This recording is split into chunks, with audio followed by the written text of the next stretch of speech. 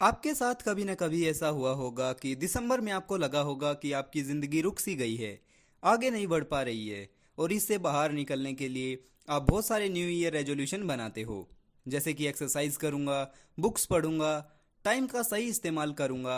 ऐसे ही अच्छी खासी लिस्ट आप बनाते हो और उन्हें पूरा करने के प्लान्स भी बनाते हो। आपको लगता है कि बस अब आपकी ज़िंदगी बदल ही जाएगी, लेकिन 15 जनवरी आते आते आपके ज़्यादातर रेजोल्यूशन टूट जाते हैं। आप निराश होते हैं, खुद को गिल्टी मानते हैं, आपको लगता है कि खुद में ट्रांसफॉर्मेशन लाने का आप में दम ही नहीं है और उन रेजोल्यूशंस पर काम करना बंद करते हो और फिर से वही घिसी पिटी ज़िंदगी जीने लगते हो। लेकिन अगर मैं आपसे कहूँ कि इसमें आपका कोई दोष नहीं, बल्कि आपने जो रेजोल्यूशन पूरा करने का रास्ता चुना है वही गलत है, और मेरे पास एक ऐसा साइंटिफिक रास्ता है जिसे ह्यूमन के ब्रेन, बिहेवियर और विल पावर को ध्यान में रखते हुए बनाया गया है, जिसका इस्तेमाल करके आप बड़े आराम से अपने रेजोल्यूशन को पूरा करके अपनी लाइफ को आसानी से ट्रांसफॉर्म कर सकते हो। तो क्या आप यकीन करोगे? अगर हाँ, तो आगे बढ़ने से पहले एक छोटा सा काम कीजिए, अपने माथे को एक बार टच कीजिए, और इसका कारण मैं आपको थोड़ी देर में बताऊंगा। इस रास्ते को हम 4 हिस्सों में समझेंगे। पहला रास्ता है science of habits. Duke university के एक स्टडी के मुताबिक हमारा 45% बिहेवियर हैबिचुअल होता है।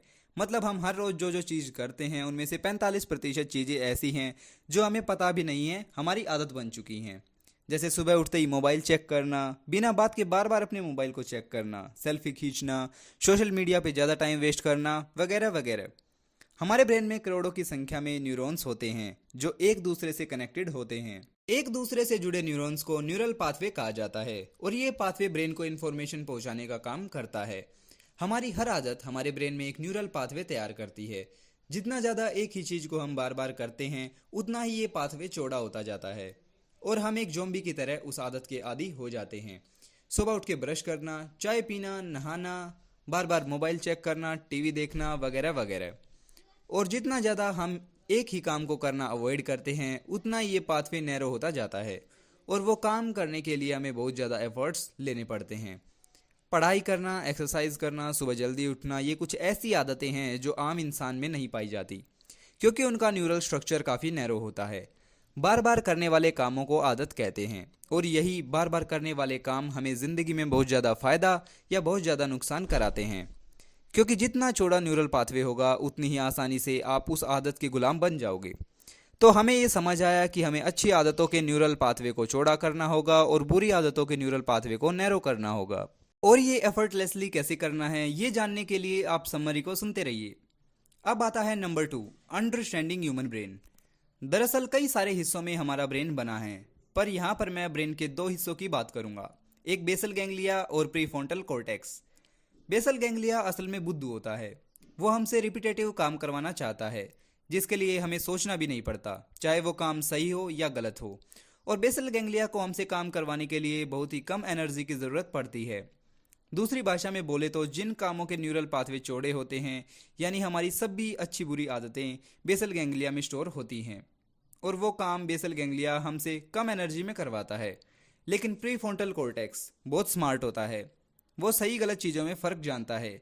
ये हमसे कोई भी काम करवाने से पहले लॉन्ग टर्म कॉन्सिक्वेंसेस के बारे में सोचता है। इसकी अच्छी बात यह है कि ये बेसल गैंग्लिया में स्टोर चीज़ों को ओवरराइड कर सकता है।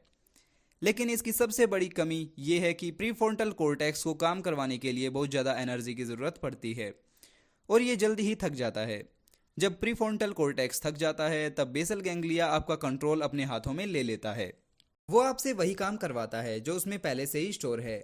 अगर आपने तय किया है कि फ्रिज में रखी आइसक्रीम को नहीं खाना, तो कुछ घंटे तो आपका प्रीफ्रंटल कॉर्टेक्स आपसे कंट्रोल करवाता रहेगा, लेकिन जैसे ही प्रीफ्रंटल कॉर्टेक्स थक जाता है, वैसे ही बेसल गैंग्लिया कंट्रोल अपने हाथों में ले लेता है, और अगले ही मिनट आपके हाथ में आइसक्रीम होती है। तो अपनी ज़िंदगी में ट्रांसफॉर्मेशन लाने के लिए आपको आपके प्रीफ्रंटल कॉर्टेक्स को काम में लाना पड़ेगा, और अच्छी आदतों को प्रीफ्रंटल कॉर्टेक्स से बेसल गैंग्लिया में ले जाना पड़ेगा। इसी के साथ आते हैं तीसरे हिस्से पर, जो कि कहता है व्हाई वी फेल। शुरू में मैंने आपसे आपके माथे को टच करने के लिए कहा था। अगर आपने अपने माथे को टच किया था, तो इसका सिर्फ एक ही रीज़न था, आपके अंदर का अपोज आपके विल पावर से कई गुना कम है। जब भी हम खुद को ट्रांसफॉर्म करने के लिए रेजोल्यूशन बनाते हैं, तब हम एक्साइटेड होकर बड़ी बड़ी चीज़ें करने के बारे में सोचने लगते हैं, जैसे कि मैं हर रोज़ 30 मिनट एक्सरसाइज करूँगा, 30 मिनट मेडिटेशन करूँगा, 6 घंटे तक स्टडी करूँगा, सुबह 4 बजे उठूँगा वगैरह वगैरह। शुरू में हम अपने इस प्लान को फॉलो भी करते हैं और ये सारे काम हमारे ब्रेन का प्रीफ्रंटल कॉर्टेक्स करवाता है। लेकिन प्रीफ्रंटल कॉर्टेक्स को बहुत ज़्यादा एनर्जी की ज़रूरत पड़ती है और जैसे जैसे दिन गुजरते जाते हैं वैसे वैसे आपका प्रीफ्रंटल कॉर्टेक्स थकने लगता है। इसी वजह से हमारे अंदर से अपोज बढ़ने लगता है। जिस दिन हमारे अंदर का अपोज हमारी विल पावर से ज़्यादा बढ़ता है उसी दिन हमारा कंट्रोल प्रीफ्रंटल कॉर्टेक्स से बेसल गैंग्लिया के हाथों में चला जाता है, जिसकी वजह से लगभग 90% से ज़्यादा लोग अपने रेजोल्यूशन कभी पूरे नहीं कर पाते।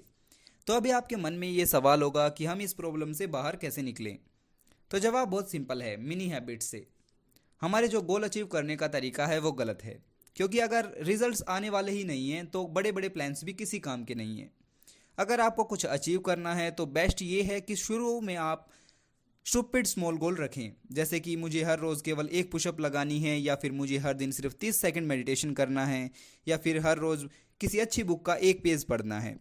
हमें अपने सामने स्टूपिड स्मॉल गोल रखना होगा जिससे हमारे अंदर का अपोज ही खत्म हो जाएगा।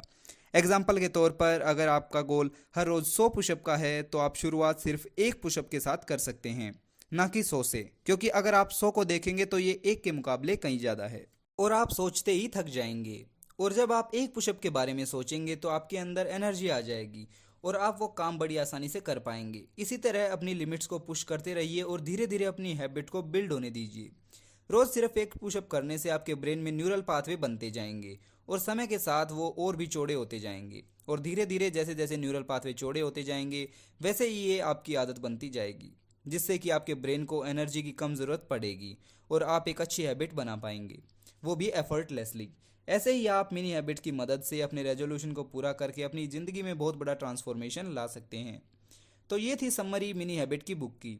आज के लिए बस इतना ही। अगली बार फिर मुलाकात होगी किसी नई बुक के साथ। तब तक के लिए अपना ध्यान रखें और सीखते रहें।